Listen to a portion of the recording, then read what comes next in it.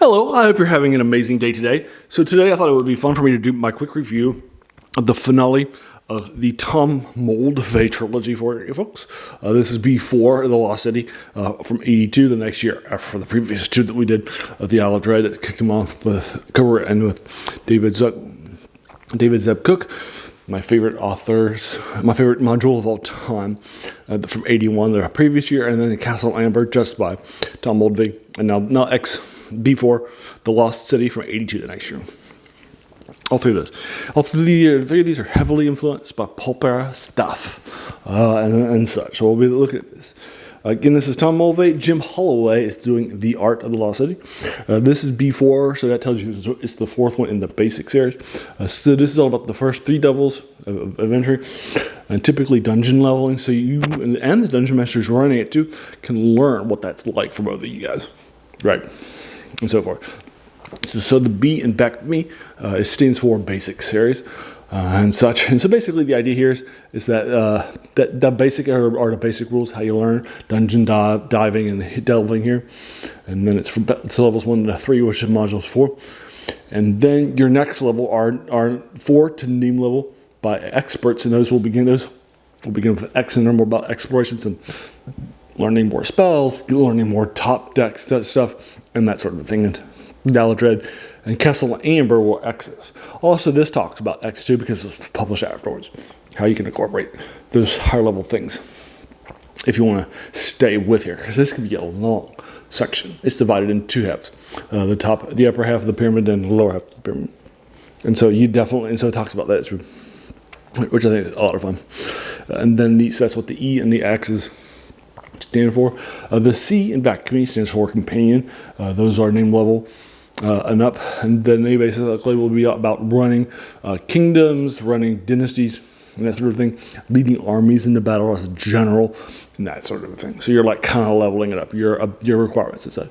But it has a lot more things, a lot more combat stuff, a lot more spells, that sort of thing, right? And new rules about your sort of explorations and such.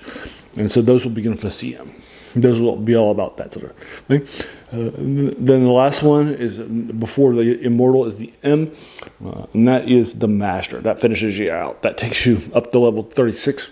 Again, more levels, more skills, more classes. In fact, in back me, and this is all about traveling from multiverse to multiverse and planes horrible.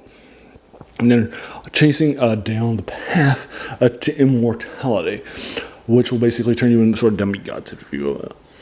And so basically, and then the Immortals is all about being that level up of things, that sort of thing. So basically, the idea here is that you are running around, leveling it up as getting the other supporters and that sort of thing.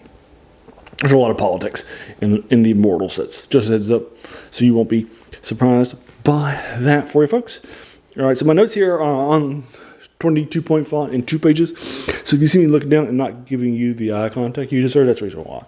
But let's go ahead and get started with that. So this is set in my star and so forth in some of the later things like B1 through 7.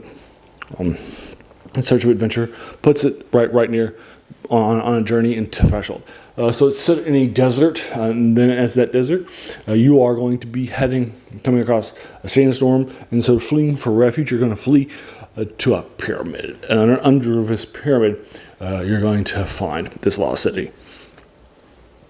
And so forth. So again, it was designed for players 1 to 3, and many of them, hopefully, it's because it's hard. It's partially finished, but the upper pyramid's all done, and then the lower pyramid halves and so forth is partially completed, with some suggestions, rooms, and that sort of a thing.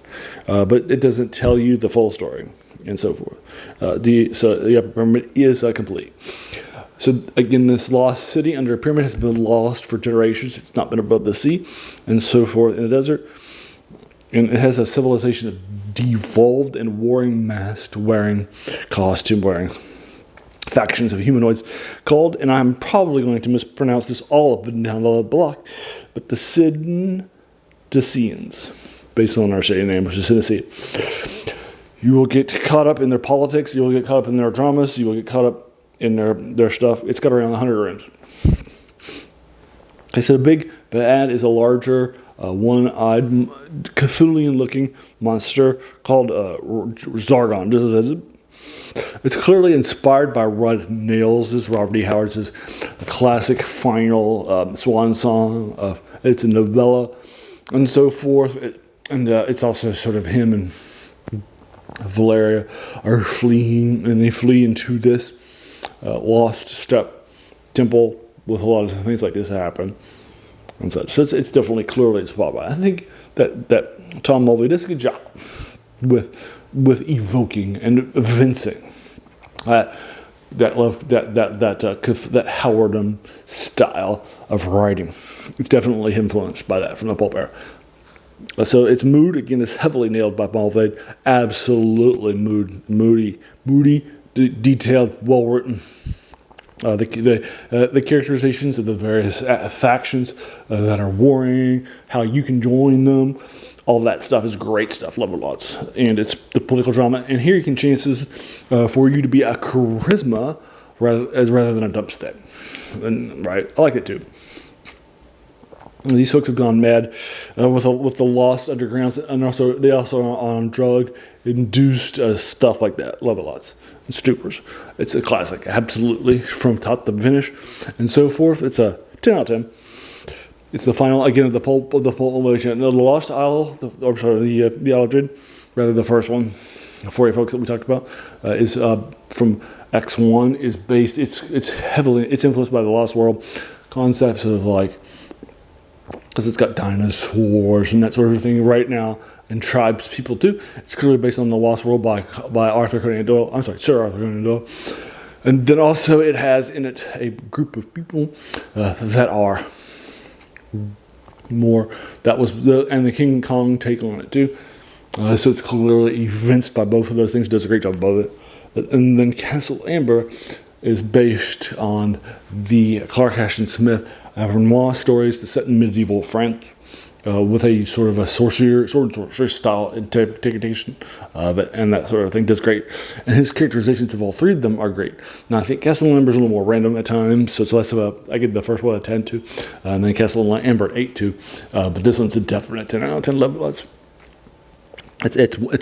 classic, absolutely, in every sense of the word. For you folks. So that's Tom Moldvay. This is The Lost City. It also hit, just like the previous two, the top 38 the top 3 dungeons of all time that was made on an anniversary episode by a bunch of people that were experts in the field. So love it lots. All right, so there you are. That is Tom Moldvay's The Lost City B4 from 1982 for you folks. And so if you like this one, what would you want for me to hit next? Let me know your thoughts. Please give me your spoiler-free comments. Have you played this? Have you read it? Did you run it as a DM more times? What were your thoughts? What wound up happening? What are your fun stories? Did you want to share it out, sort of thing? Love it lots. Again, please keep this spoiler-free because I know it's decades ago, right, from 82, right? But we want to keep this stuff clean for people that might be going into it new.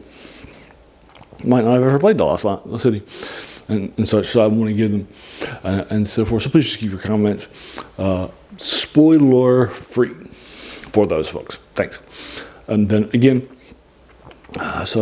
and then just let me know what your thoughts, stories are, and if you agree or disagree with my 10 out of 10 too. All right, so there you are. So if you like this video, why not hit the subscribe button, the like button, the bell icon if you're feeling frisky to be notified of my videos 3 times that I post 7 days a week. On this day, I typically do RPG stuff or wargaming stuff. Finished a Tom Moldvay trilogy and also had previously done another X's. Would you like for me to do some more modules? And if so, what would you like for me to do? Right, love it lots. If you'd let me know what your thoughts are in the comments below. And so forth.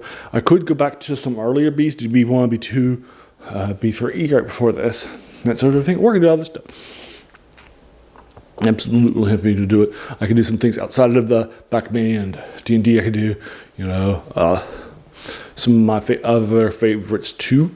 Like in the I series and the Advanced Dungeons and Dragons, I can do Against the Giants, the Drow stuff. I can do all that stuff. If that's what you're interested in, let me know what your thoughts are. And then also, if you're interested, check out my other videos. I do 3 reviews a week of older stuff like this that are inspired from the pulp era or other things too. in science fiction, fantasy, and horror too.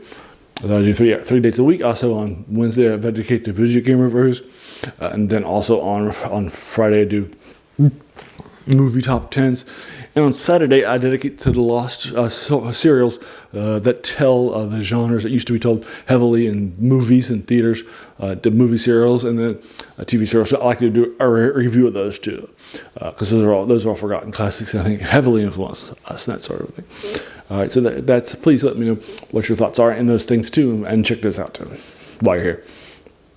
And then also, if you that's where the title of this channel comes from. The worst thing about new books, a quote by a French philosopher, Jacques Joubert, who said that the worst thing about them was that they kept us from reading the old ones, right? And this is definitely an older classics that we might have forgot about. In this case, you're playing it too, but you also read it ahead of time, so I consider this genre intentional.